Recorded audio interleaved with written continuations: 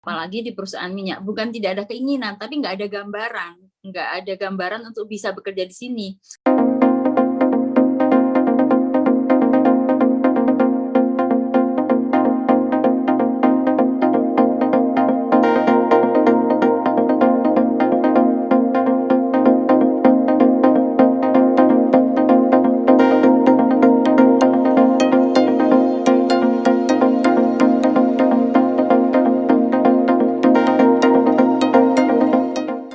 Halo teman-teman semua, selamat datang kembali di Indonesian Abroad. Perkenalkan, nama saya Wiwik Astawa. Saya adalah host atau pemandu channel ini. Kali ini saya akan bersama dengan seorang tokoh atau narasumber yang sudah kami undang dalam acara bincang tokoh atau interview. Semoga video ini berguna buat banyak orang. Tonton terus dan dapatkan manfaatnya. Halo semua, jumpa kembali dalam acara Bincang Tokoh. Podcast kali ini saya sudah mengundang, kami dari Indonesia Abroad mengundang seorang perempuan tangguh yang berasal dari Indonesia, sekarang ada di Saudi Arabia. Beliau bernama Mbak atau Ibu Tari. Sepertinya kita sudah terhubung dengan Ibu Tari. Saya panggil Tari aja atau saya panggil Mbak aja ya, biar lebih akrab. Halo, selamat pagi Mbak Tari.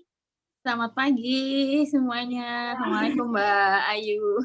Ya, Mbak Tari, bisa diceritain dong kapan Mbak Tari pertama kali datang di Saudi Arabia nih Mbak ya, dan dalam rangka apa? Kalau saya sendiri sebenarnya datang ke Saudi Arabianya itu tahun 2014, Oh. bulan Juni.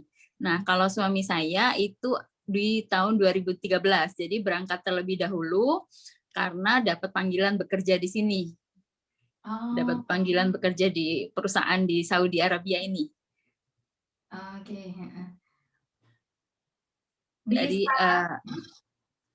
Jadi tahun 2013 suami berangkat dulu kan untuk ngajak family. Kebetulan suami saya kerjanya di oil and gas, kemudian family status. Nah, untuk bisa mengajak ke sini itu kan perlu proses, nggak bisa langsung ya ngurusin surat-suratnya. Jadi setelah 3 bulan proses, suami saya jemput family untuk ke sini. Nah, harusnya saya itu di bulan April saya sudah posisi di Saudi. Nah, qadarullah bapak saya lagi sakit dan meninggal saat itu, akhirnya saya harus menunggu. Akhirnya di bulan Mei atau awal Juni ya, lupa saya baru berangkat ke Saudi. Setelah proses semuanya. Iya. Nah Mbak, ini kan tadi Mbak jelasin bahwa suaminya kerja di oil ya Mbak ya? Iya.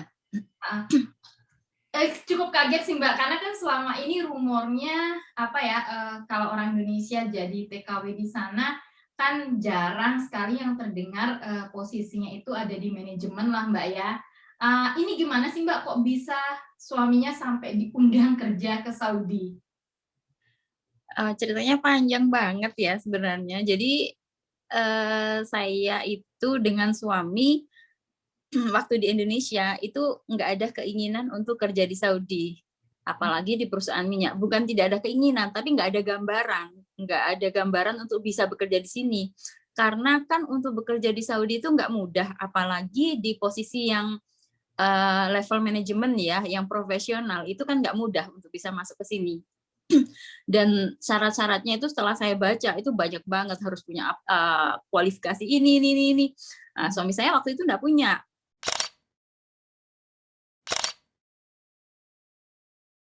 Nah, suami saya background-nya lulusan di perkapalan. Loh kan lulusan perkapalan bisa masuk ke oil and gas, itu rasanya kan nggak mungkin. Nah, kemudian suami saya juga bekerja di perusahaan di Surabaya. Kebetulan saya aslinya Jember, suami juga asli Jember. Cuma kita tinggalnya setelah menikah di Surabaya. Suami kerja di Surabaya di perusahaan boiler. Nah, jadi punya background bekerja di perusahaan boiler. Nah, di tahun 2009, kebetulan saya seorang pembisnis, saya sudah biasa bisnis dari kecil. Di Indonesia saya bisnis, biasa ya, jatuh bangun. Nah, qadarullah bisnis saya hancur. Akhirnya kita berpikiran, gimana ya caranya bisa dapat duit banyak. bisa bayarin hutang. Nah, waktu itu saya jatuh karena masalah ekonomi, masalah riba. Akhirnya saya punya hutang hampir 1 M. Semua aset saya habis, rumah, mobil semua habis, sampai saya tinggal di kontrakan, nggak punya kendaraan. Akhirnya kita berpikir, gimana nih caranya bisa dapat duit banyak bayarin hutang. Karena kalau cuma usaha aja dengan tanpa modal, karena duit nggak ada, kepercayaan orang juga sudah mulai menurun waktu itu, nggak mungkin kita bisa secepatnya.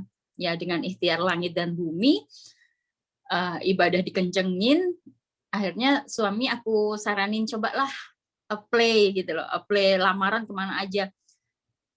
Terutama kita kan taunya di perusahaan minyak itu gajinya gede.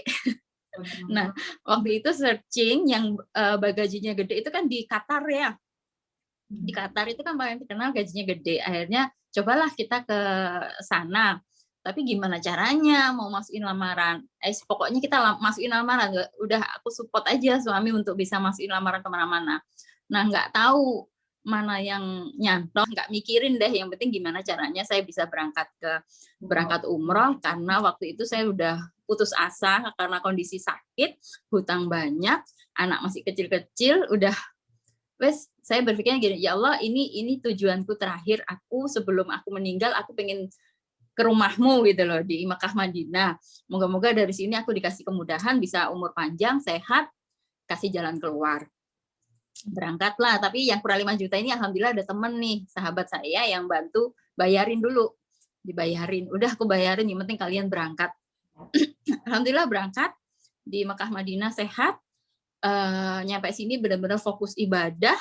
Saya di impian 4 itu, saya sama suami menyatukan visi ya. Ayo doa bareng.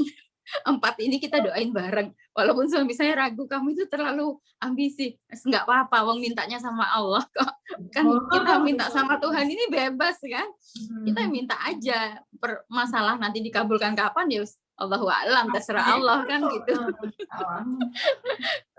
Ya udah, pokoknya kita fokus aja ibadah. Pulang dari umroh itu ya memang nggak semudah membuka telapak tangan ya, kita pulang langsung sama Allah dikabulin semua, enggak. Justru masalah makin banyak ya. Saya itu selalu berpikir positif, ya mungkin ini ujian supaya kita itu kuat. Saya selalu menguatkan suami saya gini.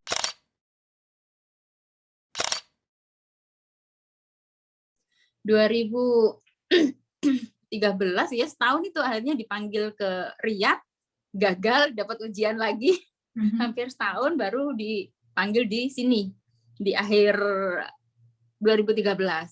Dipanggil di sini, itu sebenarnya nyampe sini pun, waktu dipanggil di perusahaan sini pun juga nggak mudah, hampir gagal lagi. Jadi setelah dipanggil di Yandu ini, suami tes sampai tes ke Malaysia. Nah, itu ada cerita tuh waktu tes ke Malaysia. Jadi kebetulan paspor suami saya itu kurang 6 bulan, expired. Nyampe bandara, otomatis kan ini udah mau 6 bulan, nggak boleh masuk kan. Padahal udah waktunya interview. Selesai tes, dapat panggilan, oke, kamu diterima. Udah seneng kan, apalagi yang ini family status. Jadi semua di cover sama perusahaan, dari biaya sekolah, tempat tinggal, transportasi, semua di cover oleh perusahaan. Jadi kayaknya enak lah, insya Allah lebih bagus lah kondisinya. Udah seneng kan, udah mau berangkat, itu ditelepon lagi. Pak Hendri, maaf, ini kayaknya salah manajemen. Ternyata waktu itu slotnya penuh. Ternyata suami saya ini katanya cadangan. Lah kok nggak bilang dari awal? Suami saya sudah resign dari perusahaan yang kedua. Udah resign nih dari perusahaan yang kedua. Tiba-tiba di-cancel lagi. Aduh, pusing kan?